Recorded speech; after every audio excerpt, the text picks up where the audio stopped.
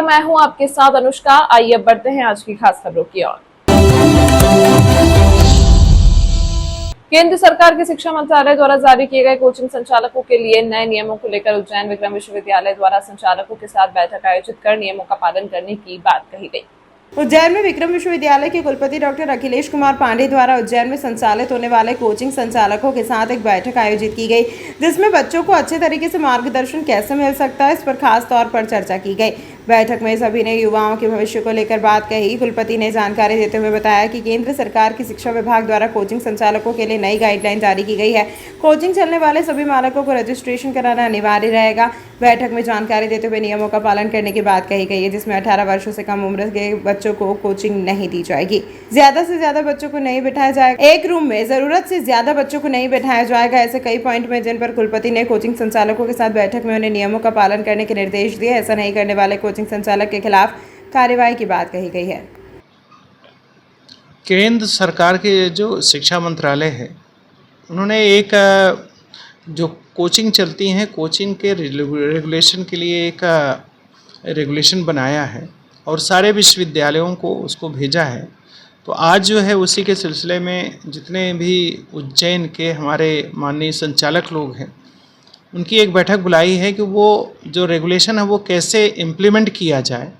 और उसमें मुख्य बात यह है कि जो बच्चे कोचिंग में पढ़ रहे हैं उनकी सुरक्षा से जुड़ी हुई जानकारियां हैं कि जैसे फायर की व्यवस्था है, कभी कोई आग लग जाती है। बहुत सारी कोचिंग ऐसी हैं जो कई मंजिला बिल्डिंगों में चलती हैं, तो वहाँ जैसे फायर है।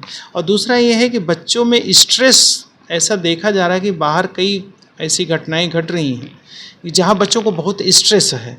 तो ये संचालकों से मिल करके ये रेगुलेशन को इम्प्लीमेंट करने का उद्देश्य है कि बच्चों से उनकी मेंटल हेल्थ के बारे में, उनकी स्ट्रेस को कम करने में कैसे किया जा सकता और एक बेहतर तरीके से उन्हें मार्गदर्शन कैसे मिल सकता है, इस पर चर्चा करेंगे। क्या नियम हो कि बच्चों को कितनी उम्र तक के बच्चे कोचिंग में आए? अभी रेगुलेशन के माध्यम से ये कि हायर सेकेंडरी के बच्चे ऊपर के बच्चों को कोचिंग दी जाए, 18 साल से कम को कोचिंग में रजिस्टर्ड ना, और एक तरीके से बच्चों को जहाँ पे कोचिंग दी जा रही है उसका रजिस्ट्रेशन हो। और ये ज़रूरी इसलिए है क्योंकि रजिस्ट्रेशन होता है तो उससे उनको भी बहुत सारी फ़ायदे रहते हैं।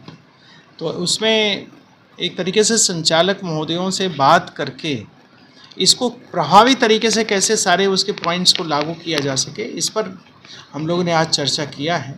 और सभी लोग एक तरीके से सकारात्मक वे में, जितने भी संचालक हैं वो सभी समाज के और युवाओं के हित में सोच रहे हैं और उस पर इम्प्लीमेंटेशन करने का पूरा उन्होंने कुछ संख्या भी तय कि स्टूडेंट की या फीस वगैरह भी कुछ फीस है। फीस के बारे में भी रेगुलेशन में है कि सारे संचालक लोग इस पे तैयार हैं कि वो एक तरीके से जो मिनिमम फीस होगी जिसमें कि कोचिंग चल भी सके, टीचर्स को पेमेंट भी हो सके और खर्च भी निकल सके, उसके अनुसार वो लोग फीस का चार्ज करें।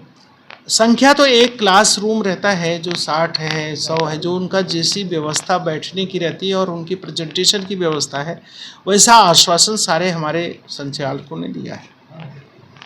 इस अंक में फिलहाल इतना ही। अगले अंक में आपसे फिर होगी मुलाकात। तब तक के लिए नमस्कार।